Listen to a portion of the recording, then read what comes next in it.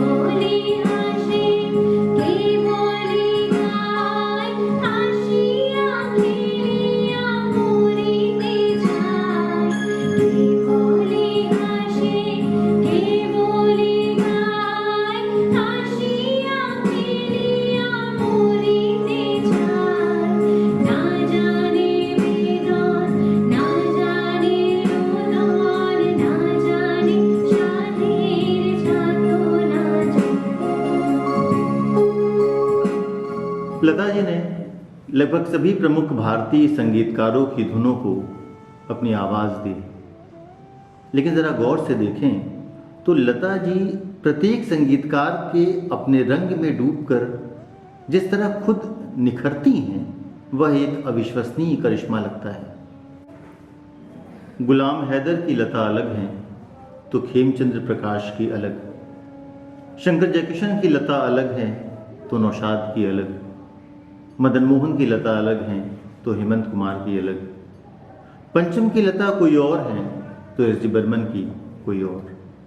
जैसी हेमंदा की लता है वैसी गुलाम हैदर की नहीं है, वैसी वो रोशन की नहीं है, किंतु इन सब के साथ हैं लता मंगेशकर ही, सिर्फ लता मंगेशकर, न उससे कम न उससे ज़्यादा।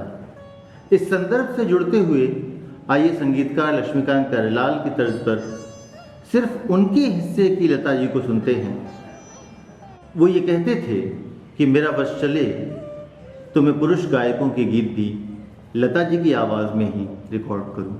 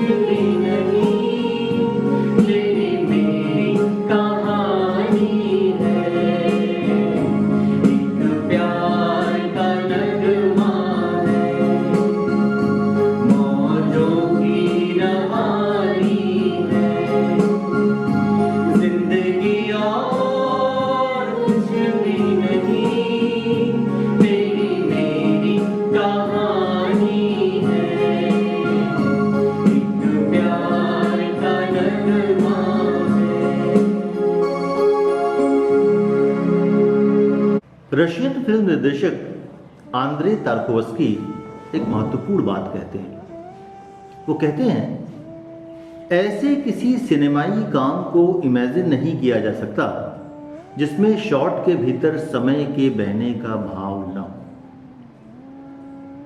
किसी शॉट के भीतर समय के बहने के इस भाव को हिंदी सिनेमा में लता जी की आवाज़ ने बखूबी निभाया है। वर्ष 1983 की फिल्म मासूम के इस गाने में आप एक पूरे जीवन को एक फ्रेम में देख सकते हैं।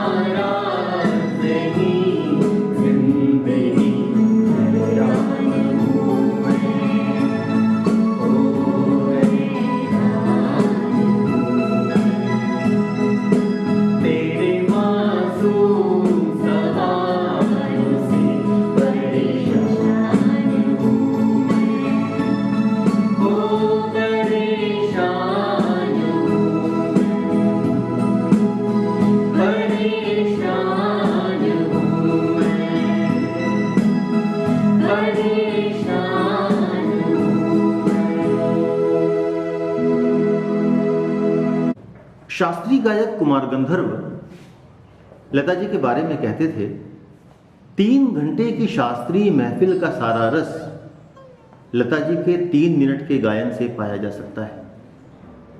शास्त्रीय गायक कुमार गंधर्व के इस वक्तव्य से मैं पूरी तरह सहमत हूं। इतना ही नहीं, अगर इस बात को मैं थोड़ा विस्तार दूं तो यह भी कहा जा सकता है कि बहुत सारे शास्त्रीय रागों को बड़े व्यवहारिक रूप से लता जी ने हमारे समक्ष रखा है। राग यमन में नाम गुम जाएगा, चेहरा ये बदल जाएगा। राग गारा और पीलू मोहे पनघट पे नंदलाल छेड़ गयो रे। राग टोड़ी रहना बीती जाए श्याम ना आए। राग माज खमाज जाने क्या बात है नींद नहीं आती। राग नंद तू जहाँ जहाँ चलेगा तेरा साया साथ होगा। राग पहाड़ी देखा एक ख्वाब तो ये सिलसिले हुए। राग मधुवंती रस्म उल्फत को निभाएं तो निभाएं कैसे। राग मांड तू चंदा मैं चांदनी तू तरवर में शाख रे। राग खमाज ओ सजना बरखा बुहार आई रस की फुहार आई। जरा सोचिए, महज 13 वर्ष की उम्र में सिर्फ राग हिंडोल और पूरिया घनाश्री सिखाकर उनके पिता दीनानाथ मंगेशकर इस दुनिया से जा चुके थे। अपने पिता से सीखे हुए सिर्फ 2 राग और अपने पिता के नोटेशन की कॉपियों और तानपुरे को विगत 7 दशकों से संभाले हुए लता जी ने खुद को निर्मित किया है। ये आसान नहीं था, ये आसान नहीं है।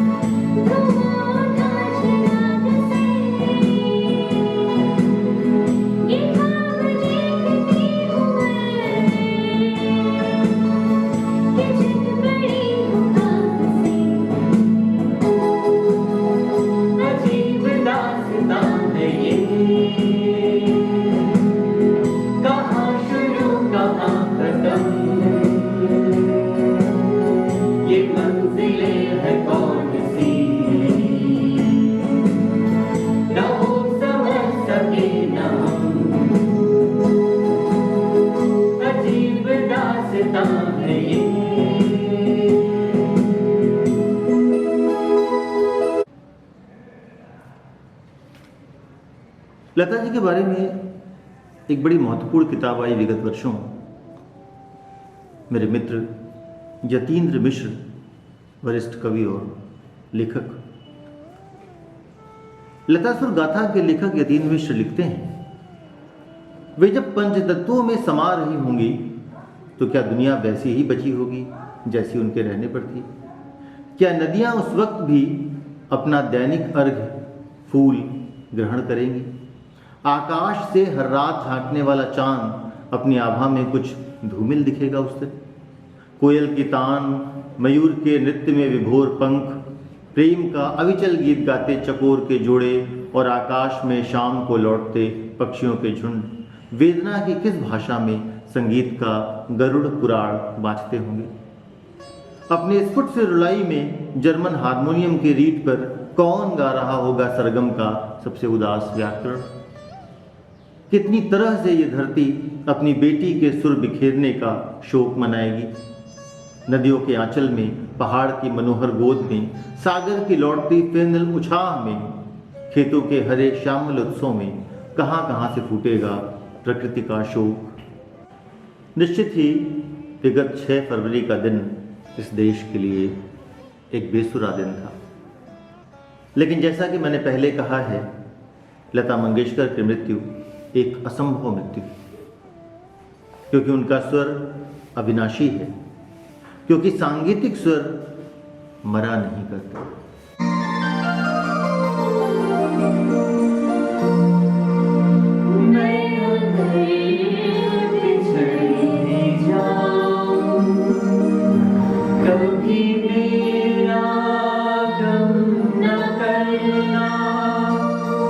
मेरा प्यार याद करके कभी